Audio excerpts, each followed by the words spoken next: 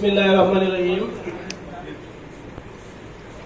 বাংলাদেশ জাতীয়তাবাদী উলামা দলের কিশোরগঞ্জ জেলার কর্মী সভায় আজকে শ্রদ্ধাভাজন সভাপতি আমার কেন্দ্রীয় উলামা দলের নেতৃবর্গ মাওলানা মোহাম্মদ তেরর হোসেন, যুগ্ম আহ্বায়ক জাতীয়তাবাদী উলামা দল কেন্দ্রীয় নির্বাহী কমিটি, মাওলানা মাহমুদুল হাসান সাহেব, সদস্য বাংলাদেশ জাতীয়তাবাদী দল কেন্দ্রীয় নির্বাহী কমিটি, এবং এম আশরাফুল আলম ভাই, সদস্য বাংলাদেশ জাতীয়তাবাদী উলামা দল কেন্দ্রীয় নির্বাহী কমিটি, আজকের এই কর্মী সভার সম্মানিত সভাপতি, প্রধান অতিথি জনাব মাদুরুল ইসলাম ভাই, রুহুল হোসেন ভাই, ইসরায়েল ভাই, সোহেল ভাই, কিশোরগঞ্জ জেলা নেতৃবৃন্দ এবং আমার সামনে উপস্থিত আছেন আমার প্রাণ প্রিয় সংগঠন বাংলাদেশ জাতীয়তাবাদী উলামা দলের সারা জেলা হতে আগত ওয়ার্ড সেক্রেটারি, ইউনিয়ন পর্যায়ের নেতৃবৃন্দ। আসসালামু আলাইকুম রহমতুল্লাহ বারাকাতুহু। যাই হোক, সময় অত্যন্ত সংক্ষিপ্ত, দীর্ঘ সময় আপনারা বসে কষ্ট করতেছেন।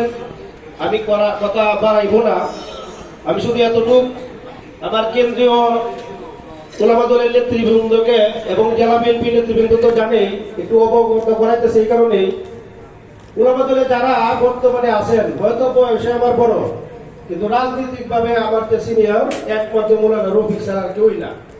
মৌলানা রফিকের উপস্থিত, মৌলানা রফিক 1991 সাল থেকে রাজনীতি, আমার রাজনীতি উলামা দলের শুরু হল 1993 সাল।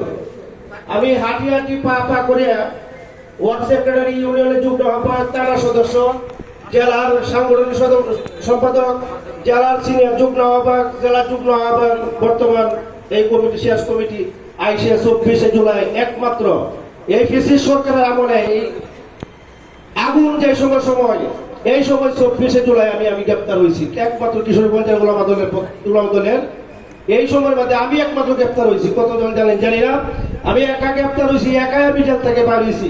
যাই হোক, এই কারণে সারা বাংলাদেশ থেকে 38 জন উলামা দলের নেতা কর্মী যারা জেল কাটছে, এদেরকে ঢাকা ইঞ্জিনিয়ার্স ইনস্টিটিউট মিলাতনে ফুলের মালা দিয়ে জাতীয় নেতৃবৃন্দ সংবর্ধনা দিয়েছেন।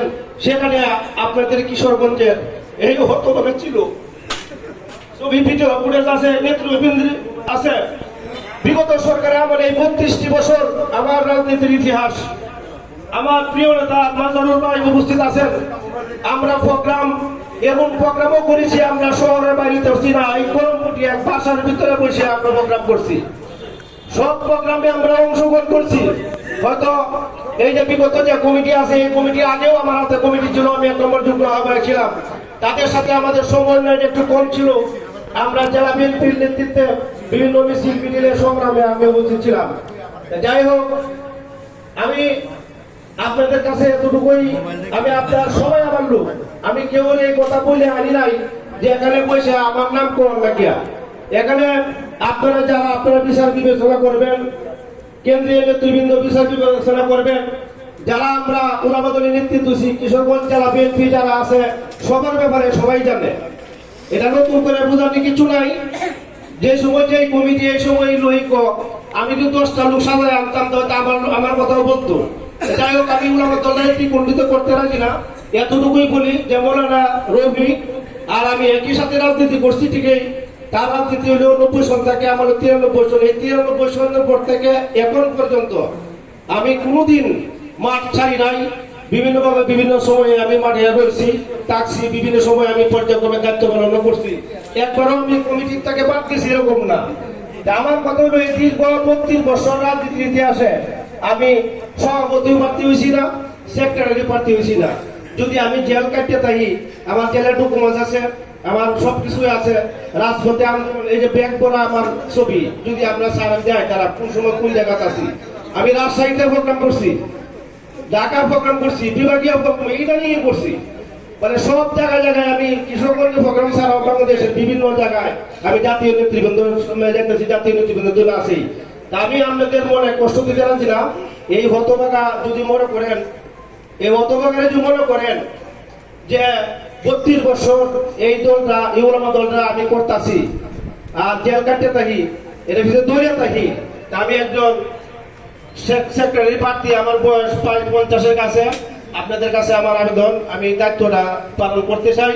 যদি আমাকে সুযোগ দেন, আমি একবারও করছি না, এরা 2 বার 3 বার 4 বার 5 বার হয়ে করছে। আমি জাতীয় নেতৃবৃন্দর কাছে আহ্বান জানাই, আমাকে যদি মূল্যায়ন করেন, আমি কথা দিলাম অতীতের যে কোনো সময়ের চেয়ে সামনে উলামা দল আমি সুসংগঠিত করব। আমার এই এবিলিটি, এই ক্ষমতা আছে। আমার ব্যক্তিগতভাবে যারা চিনেন, আমার ফ্যামিলি চ্যানেল যারা জানেন, সবাই জানেন আমার বাপ চাচার 4 জন, বড় চাচা গৃহ গণপূর্ত মন্ত্রণালয়ের সাবেক প্রধান প্রকৌশলী, আমার আরেক চাচা জাহাঙ্গীরনগর বিশ্ববিদ্যালয়ের বর্তমান ভাইস চ্যান্সেলর, আমার চাচা ডাক্তার, এই ধরনের। আমি আমার কথা সংক্ষিপ্ত করছি। আমার কথা যদি কেউ কষ্ট পায়, আমি আল্লাহর রাস্তে সকলের কাছে ক্ষমা চাই। আসসালামু আলাইকুম।